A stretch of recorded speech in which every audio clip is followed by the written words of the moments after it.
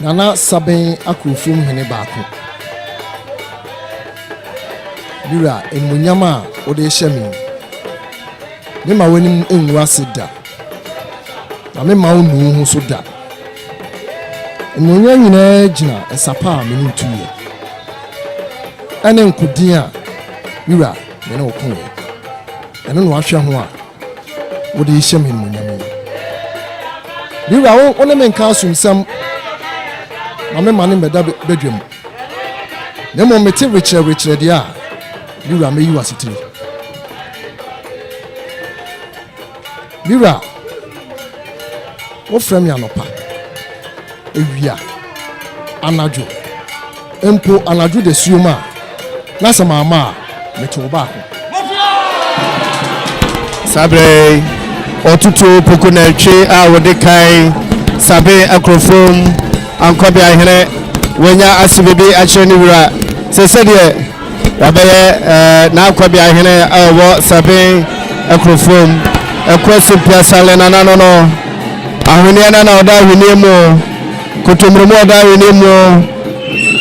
bantwebwa ono no hombana tuduro okuntu pa no ususuma kwa kontifiji abo also adoto baraba ba usura krokre otutu Opoku na Twi yadona na nkonya achew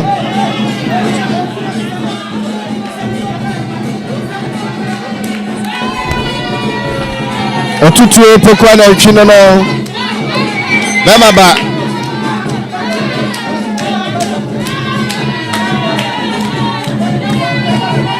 sasla kusnada watanta fetafe teneka ni atentafro wo prosu prampa wo podu pon okomu kaka jamadu wo so adoto no watutu wo bama anya bama ne bama no kotie bese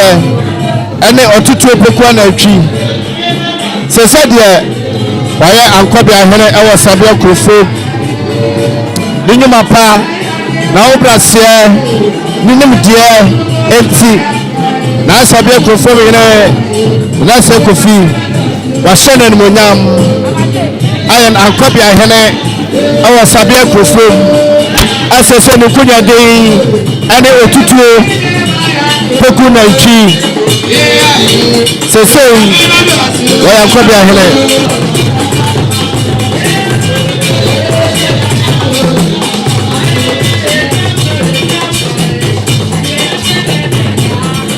otutu Opoku na Twi no wa so adoto ana baba ba wa wanam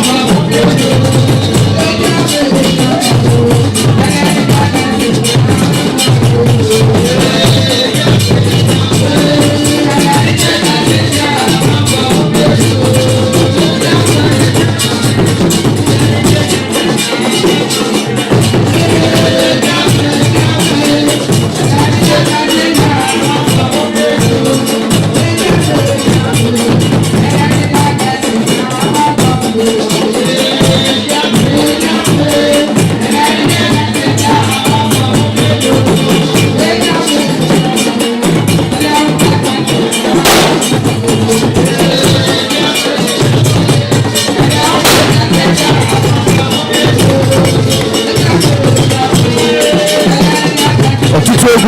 ewana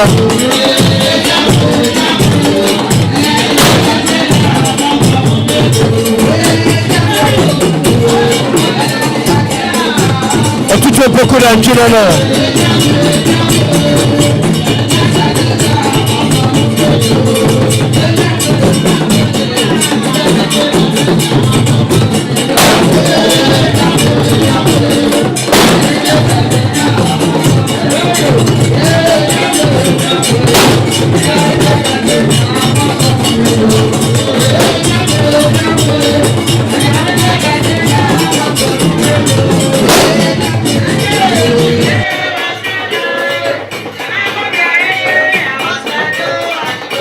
Nana Osei Kofi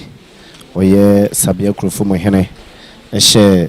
otuotuo Opoku na Twi a wode kan na oye Sabin Akrofrom Ankobeahene one nabusia nananom ekona ebusua se dabi yeteda enye esese yeko na yekoda yura ase ne senti one na busua ba o madam mo ho a mo eda yura ase nti ehunu de ekoso a na adesre anu manyam sha na Asabe Akrofromhene o de share nana tuo Opoku Natwi o de eda yura ase se na ni aso eye ne fe na ye na ni jeso nko kwan so pa nti betie Roma so mo baya onu kuta o monsem snap pentu on di beyi wa ye bulu nana hema so de snap srada afei doko biura una ko jeria biura on di wa ye bulu doko enaka enai esuo enaka yelo Mura on di wa ye bulu Mura we e ya do ba esu no ye ko montale dia na tai tuo Opoku Natwi echi na wada niwura ase sabre de oye na Ankobeahene tuo Opoku Natwi a wodi kan a oye Sabin Akrofrom Ankobeahene ohwintim preko ba ma otiabru na oti akokoro no fentam frem o mene sono o so adoto bere baba ene yewa washene no nyam pa washene no nyam Ankobia woya oya ye ninkwo ye nimgania Ankobia Sabin na dia etiana no ya de ensai ne nyira aba no na we ya de kan eye nana afie sao ayeboafo oye na Asabe Akrofromhene echiame yotaso eye tuo Opoku Natwi oreso eye na Asabe Akrofromhene na Ankobeahene ena Asabe Akrofromhene ya nije pa aya nika aya yura ya de nyina na se Kofi washa amama enmonyam no apega wo mo na se o maba be ya ahene achame ane Ankobeahene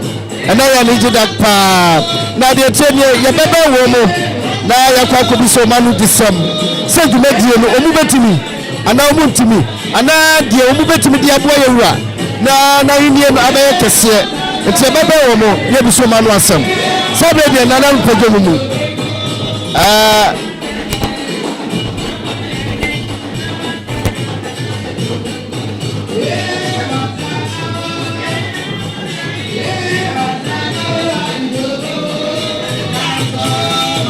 anananom amano akwaba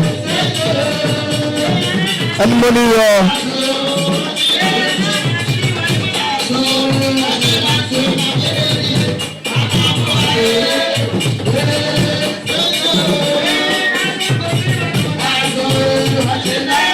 That's a Kofi no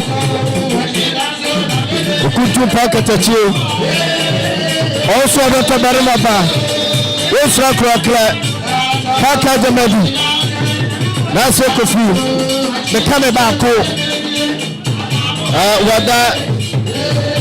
wana washomen mugamu wado mase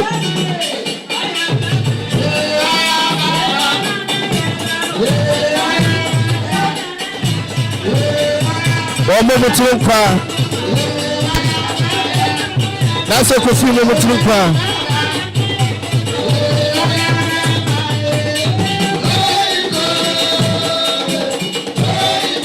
Bablo Achacho kuna na brother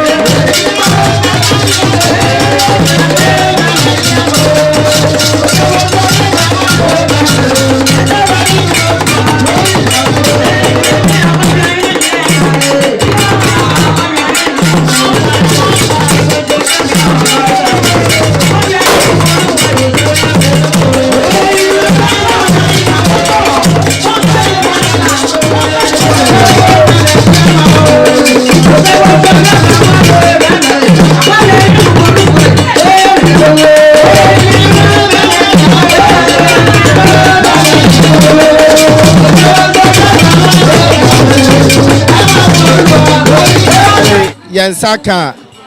otuatu poku nantwi a wodi kan a oye Sabin Akrofrom Ankobeahene yera yama akwaba that's ebru wadama we ya abamu nipa na we police ni na adwuma kese da so etu ewo Ghana nyina ana kumasi yampo na wo hweso na wasa beje adwuma yi ato so na obetimi die adaroma bibi a wo ye bia no wodi nyame di kan na wo determine nyame be ma ho ahode am wetima ye enti yenyina na yedan nyame na so no determination so form very key aspect of everyone's life or say ade a wo ye bia no nya nsie say ade na wo ye no wetima ye na nyame so boa wa ebe ye yi ti nyame ntimatima ye na ehihye ben na wode agu akwan mu a wode ba beboa wura mi wura de mi free say me de hihye agu akwan mu say na ono akan no ache de bia menene na ma bibi wo ho a eba ne say mra kwan so a me tunufo wo ho ama menene edi ho komo bebre apart from that me hu say kroma say be ebru ye no binti ama asumdue wa ha de bia bibi asi a yetu ho na montam say be ya bonefo sam ane niema e makro emunyo yetu ho na mo say be ya asumdue beba enti mo ametim de agba mi wura ne say mehwe say ko no asumdue bebam na afen so eniema bia ekoso de nkoso anu mpuntuo ba bia so no na support mi wura am yetimaye say be ya ekro no baji na mu onyam ya wura de bia no ye kan ya se trede ko no nya trede Sabin Akrofrom enti Johnson wusi so ansa no ba no Sabin Akrofrom kwanta o say ye project kro no makro no anim onyam no epeja kosoro na anim onyam ka yewura santehene ye bi ka yewura so a odi hene wo Sabin Akrofrom a enti mo a meso mrabo mi wura eno no yo wo ma ya te asese da bia ye ka no trede enso nya trede nemum Sabin Akrofrom enti wo ba beboa na apeja na foto be na ode ma emrante ne maba weyi o mu okro yi mu na kro na timi apeja se de menhunu ni say we ya brante ne ababa wa o so ye adwumaden ana adusua school ko eno ne ade da mi wura akoma so sa mrante ne maba wa okro ma no aba yiro mu wasua ade no matima yenya akuni ni abrempon okro ma say enti yenya ye beboa ama adusua akoso na afen so enunum basa eye tramon na eniama ababai amrante ne bia tu aguso a omonum no ye behwe say ye no mbe kasa na ebetu omofo na omacho omofi sa ne man say e wo ho a e man koso ma amrante ne batsa a omon pebre aha enti ye behwe say asundue beba na dipa etisa no omacho omofi nuboni no mu na kro no enya na asundue afa ne ntuma pefra yabada otu poku nantwi a wodi kan Sabin wono na ya Sabin Akrofrom Ankobeahene yabada yewura sepa se yewura na se Kofi wa hye ne monyama enei wa ba ba ya Sabin Akrofrom Ankobeahene o hwinte prako be ma ote abunu na wote akoko ene otu poku nantwi kaka jamadu no sakati pobia ye di akoa na otu poku nantwi wo so mebe wana kwa safko kun kwa kun safwa wasa so je ne safwa egu ne safwa so